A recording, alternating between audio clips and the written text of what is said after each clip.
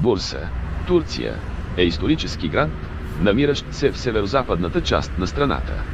С население от над 3 милиона души, той е четвъртият по големина град в Турция. Бурса има голямо значение, тъй като е бил първата столица на Османската империя и е играел ключова роля в развитието и кратко. Основан е още през 7 век п.н.в. От битините и по-късно става важен римски и византийски град.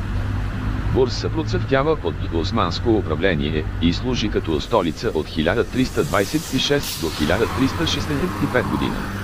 Историческите забележителности на града, включително големата джамия, Белосенската крепост и османските гробища, отразяват неговото славно минало. Освен своето историческо значение, Бурса е известен и с природната си красота. Той е заобиколен от живописни планини, включително известната планина Улуда, която е популярно място